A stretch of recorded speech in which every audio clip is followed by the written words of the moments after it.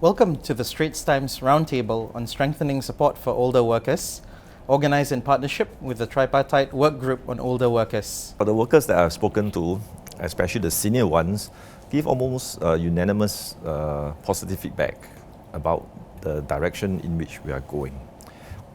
They welcome the opportunity where they so choose to work that bit longer for active aging on one part, building up the retirement adequacy nest on the other hand, and importantly, that they have a longer runway to participate and be contributing constructively to society.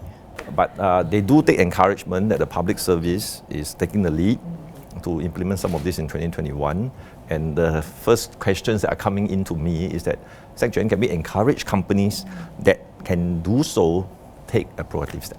I think we should really focus on the median worker. Yeah, people who are earning the median age, median wages. I did a quick calculation. Implementing the changes would help them to accumulate enough savings in the CPF special account.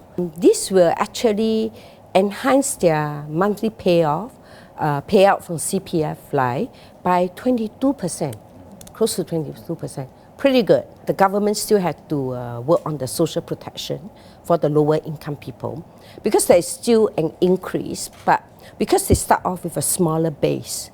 So this group of people still need attention in terms of government helping them to improve the retirement adequacy.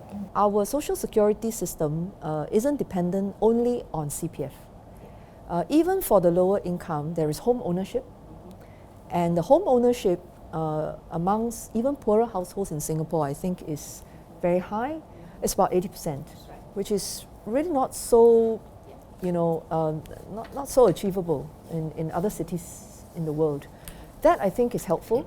And what we help people to do with their housing asset is an area that continues to be enhanced. So the lease buyback scheme and how to help people right size at different times of their life, that's very useful. Part of our social security is also bolstered by workfare. And very importantly, we introduce silver support. So it isn't just this set of changes that government works on. We enhanced workfare earlier this year, and at the appropriate time, after all, silver support was introduced in 2016. It's about time for us to review it, and we will keep these questions of how to, moderate the effects of inequality, income inequality, in this review. Yeah. But I feel that from an employee viewpoint, I think this is something that that we have to also do for the good of the country. All right. Support is given by government to do that, but on an ongoing basis, more should be done in terms of how we actually make the workers more relevant.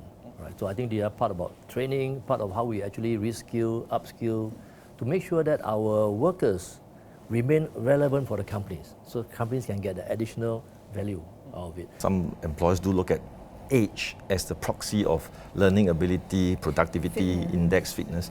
Well, we can do what we can do. Make sure that we stay healthy, we maintain our adaptiveness no matter what age we may be. You can be young and you can be totally non-adaptable. You can be older and be completely nimble and adaptable. Don't let that age define us. Change our attitude. Take action. Prove to our employers, that's why I tell my workers, that we can be productive as well.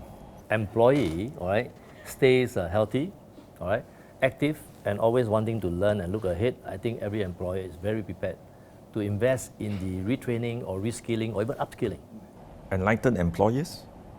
Thank you. That would not be captured by the idea of just age, but overall productivity possibilities of a lady or a man. Look at him or her individually and what she can contribute or he can contribute. Take the first step to make whatever you want of it a reality today. That must be the spirit of our workers. That must be the spirit that we want to embark on this journey that it's not just ideas anymore. Let's get the ideas done into reality. Right now we see older workers mostly in the lower skill job, like cleaning tables in the coffee shop, the uncle who pump my petrol. Come 2030, I like to see when I walk out to any, like maybe to a pharmacist, that is a older worker. Yeah, that is the 2030 I like to see. I think in order for the employment rate to realistically go up, it also has to involve more flexible work options. Yes.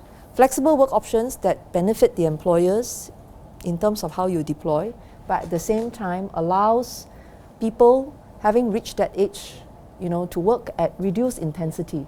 It has to be win-win. Yes. How do we get there? I think there's still a lot of work to be done.